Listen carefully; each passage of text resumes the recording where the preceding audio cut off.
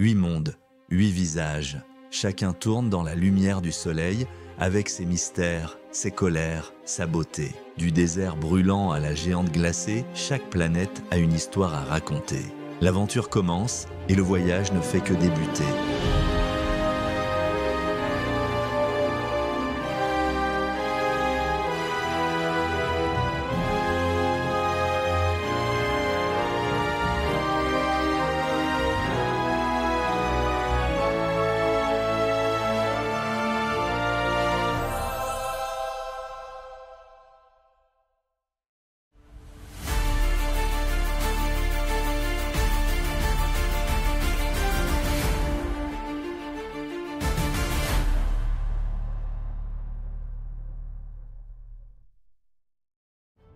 Chapitre 1. D'où vient le nom de Jupiter? Pour les Babyloniens, elle était associée à Marduk, roi des dieux. Les Grecs l'appelaient Zeus. Puis vinrent les Romains, ils y virent leur dieu suprême, Jupiter. La plus grande planète du système solaire semblait en être le trône. Depuis l'Antiquité, elle symbolise la puissance, la majesté et le tonnerre. Voici Jupiter, la géante aux éclairs. Chapitre 2. Tailles et comparaisons. Jupiter s'est formé il y a environ 4,5 milliards d'années, à partir des gaz et poussières du disque protoplanétaire entourant le jeune Soleil. Son immense gravité a rapidement attiré la matière environnante, faisant d'elle la première et la plus massive des planètes. Jupiter est la 5e planète du système solaire. Son diamètre atteint 139 820 km, plus de 11 fois celui de la Terre. Sa circonférence équatoriale dépasse les 439 000 km. Sa masse est 318 fois supérieure à celle de notre planète et sa gravité y est 2,5 fois plus forte. À elle seule, Jupiter pourrait contenir environ 1300 planètes comme la Terre. Elle règne sur un cortège impressionnant de lunes, plus de 90 connues à ce jour. Les plus célèbres sont les lunes galiléennes, Io, Europe, Ganymède et Callisto, découvertes par Galilée en 1610. Ganymède, la plus grande d'entre elles, dépasse même la taille de Mercure. Jupiter est donc une planète démesurée, une véritable géante parmi les mondes. Chapitre 3. Position dans le système solaire. 5e planète en partant du Soleil, Jupiter se dresse au-delà de la ceinture d'astéroïdes. Elle marque la frontière entre les mondes rocheux et les géantes gazeuses. De là, elle domine le système solaire, observant au loin Mars la rouge, la Terre la bleue, et plus près d'elle, Saturne aux anneaux dorés. Sa position n'est pas anodine. Jupiter agit comme un rempart, un gardien. Son immense gravité détourne ou capture d'innombrables astéroïdes et comètes, protégeant ainsi les planètes intérieures. C'est une sentinelle cosmique, veillant sur l'équilibre du système solaire. Chapitre 4. Structure et composition. Sous ses bandes colorées, Jupiter cache un monde sans surface solide. C'est une géante gazeuse, composée principalement d'hydrogène et d'hélium, comme une petite étoile inachevée. En plongeant vers son centre, la pression devient inimaginable. Les gaz se transforment en un océan d'hydrogène métallique, conducteur d'électricité et source du puissant champ magnétique de la planète. Au cœur de cet enfer de pression, les scientifiques pensent qu'il pourrait exister un noyau rocheux, peut-être de la taille de la Terre, mais nul ne peut le confirmer avec certitude. Au-dessus, les nuages d'ammoniac, de méthane et de vapeur d'eau dessinent les bandes que l'on observe depuis l'espace.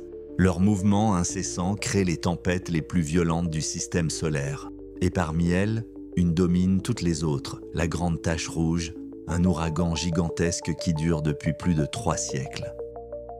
Chapitre 5. Atmosphère et tempête de Jupiter. L'atmosphère de Jupiter est un océan de gaz en perpétuel mouvement. D'immenses bandes de nuages s'étirent d'est en ouest, poussées par des vents qui peuvent atteindre 600 km à l'heure. Ces vents engendrent des tourbillons colossaux, des cyclones plus vastes que notre planète.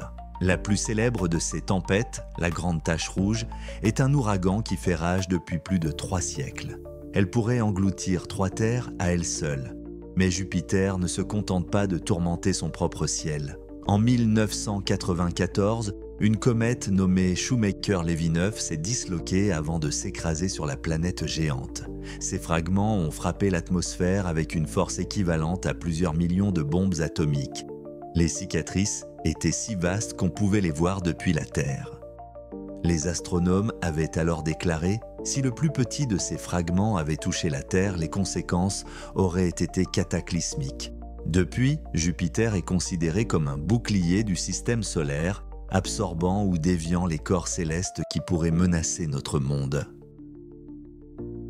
Chapitre 6. Une journée et un voyage autour du Soleil. Jupiter tourne sur elle-même à une vitesse incroyable.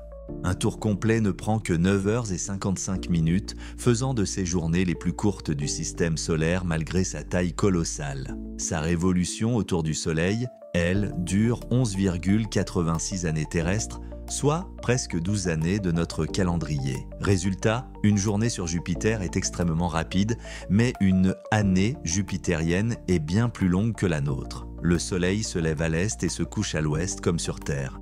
Mais le ciel change si vite que les nuages colorés semblent danser sans fin. Et grâce à l'inclinaison modeste de son axe, environ 3 degrés, la planète connaît des variations saisonnières très faibles, presque imperceptibles, laissant Jupiter régner sur son immense royaume gazeux sans grande saison comme sur Terre. Chapitre 7. Voyager jusqu'à Jupiter et ses lunes. Pour atteindre Jupiter, il faut traverser près de 780 millions de kilomètres depuis la Terre en moyenne. Même les sondes les plus rapides mettent plusieurs années pour y parvenir. Mais une fois arrivé, le spectacle est grandiose. Jupiter est entouré d'un système de lunes d'une richesse incroyable. Io, volcan la plus active du système solaire, crachant lave et soufre. Europe, recouverte d'une glace lisse, sous laquelle se cache un océan liquide, peut-être habitable. Ganymède, la plus grande lune, surpassant même Mercure en taille. Callisto, couverte de cratères, vestige du passé tumultueux du système. Ces lunes, avec leurs atmosphères ténues ou inexistantes, composent un archipel céleste, un véritable mini-système autour de la géante.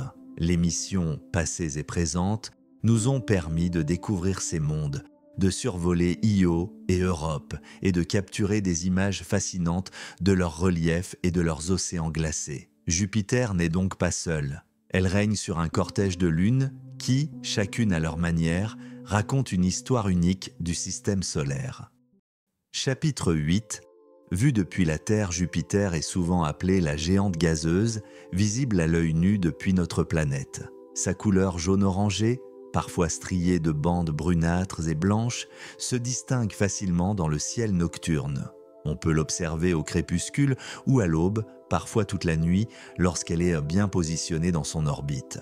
Sa brillance varie selon sa distance par rapport à la Terre, mais elle reste un astre fascinant pour les astronomes et les amateurs. Même sans télescope, ses bandes colorées et ses lunes visibles au petit instrument rappellent que ce monde colossal, lointain et mystérieux est bien réel et continue de captiver l'imagination humaine.